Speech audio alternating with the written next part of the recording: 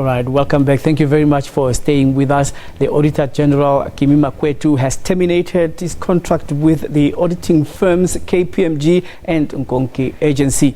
The two beleaguered companies had been doing public sector audits on behalf of the Auditor General of South Africa.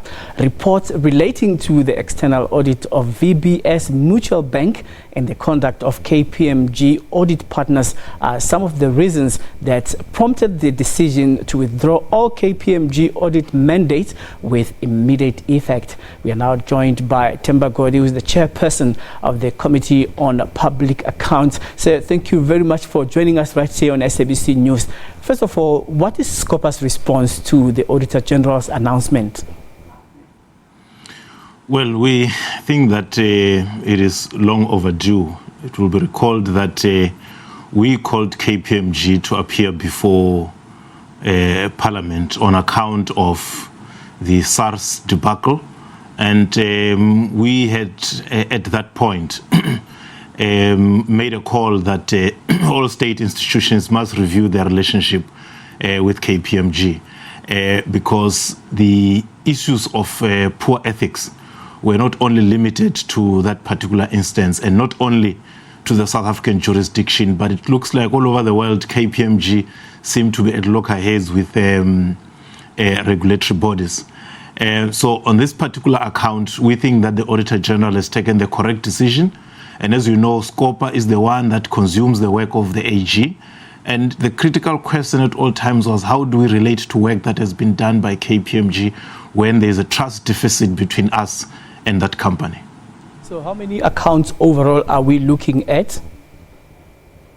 Well, look, when they're signed off to Parliament, they're signed off under the name of the Auditor General without necessarily giving us a list. But, you know, when I saw the VBS story, I had already thought I would write to the AG to say, out of all the reports that you're sending to us, which ones have been done by KPMG because of this trust deficit that exists.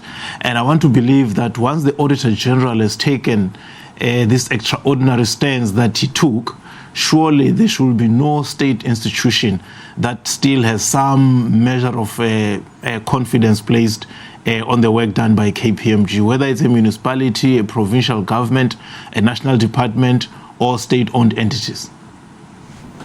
Just when KPMG went to seek the services of Dr. Wiseman Kuhlu regarding the turnaround strategy and restoring the confidence of KPMG, do you think that's it for KPMG now, given that they were trying to do damage control just 2 days ago, and now this?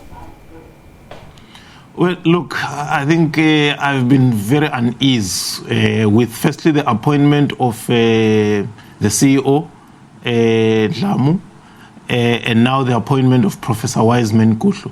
You see that KPMG is on damage control mode. They now must get African faces to present some level of respectability.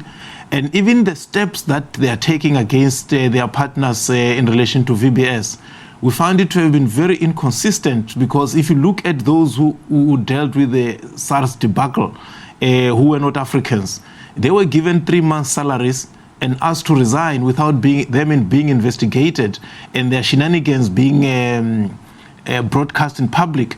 And now here are 2 Africans who are guilty of more or less the same offense. Even though they've resigned, they're still being investigated, and the outcome is going to be, published. So I'm saying the appointment of Professor Wiseman Kuhlu, an African an upright African of high standing with history, is being used basically as a damage control measure. And I think that is what you see. And even when they appeared before us in Parliament, we could see that their main concern was damage control. And I'm sure you would have seen, even with Steinhoff, when they appeared before us, all of a sudden they had a female non-white as a chairperson, when all along it had been an all-male Afrikaner board. It's damage control. It has nothing to do with being authentic about wrongdoing and the need to clean up and expose that which went wrong. So I think for me, it came across more as an insult to go around and look for people who look like me to clean up the mess, when actually the rot within KPMG around ethics goes much, much deeper than just the one or two incidences that have caught the public eye.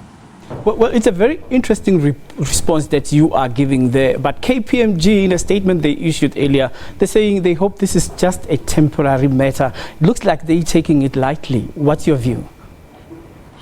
Yeah, no, look, like I said, that the problem of KPMG with ethics runs deeper than just their South African operations.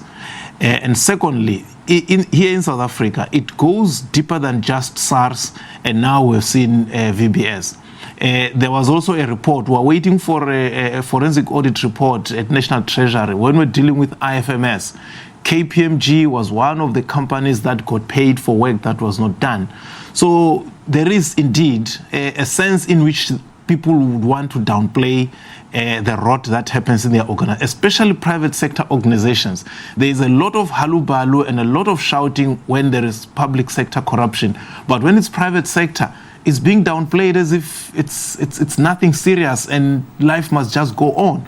And I think, correctly so, that seemed to be the attitude that, well, this is just a passing fad. And yet, we as Parliament are saying, no, it cannot be business as usual, because we want to fight against corrupt practices and unethical conduct, both in the public sector as well as in the private sector, because the two, in any capitalist system, are intertwined and actually reinforce each other. The shenanigans at KPMG and in the audit industry leave so much to be desired. So, given that the integrity of the audit profession is under massive strain because of these corruption or corrupt allegations, what do you make of the IRBA's plan to break up the profession? Could it help? Well, look, I think IRBA is part of the problem. It is a toothless and almost useless institution which is supposed to actually be monitoring the professionalism within the profession and being able to take appropriate measures. It is as good as not being there. I have no faith in it. I do understand that our comrades in the finance committee are taking measures to ensure that legislation is changed, to strengthen them, and maybe to ensure that National Treasury gives them more money. But in their current state, I think IRBA is as good as not being there.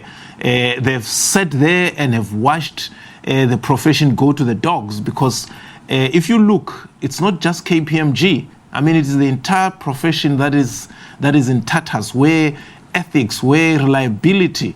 You know, auditors give you two things. They give you skills, they give you trust.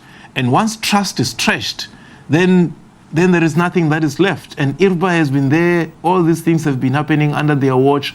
And I really am not sure if any piecemeal approach is going to actually solve the problem. We need a radical overhaul of the system and the way the profession is managed, and even the way in which these companies do business. I think if they can just stick to auditing and do auditing and forget about this thing of consulting, because it is the profit motive that actually brings all the trouble that they have, because they are all running after money. And not providing a public service that sets them into all sorts of temptations that has brought the profession into disrepute. Live from Parliament, Public Account Standing Committee Chairperson, Mr. Themba Godi.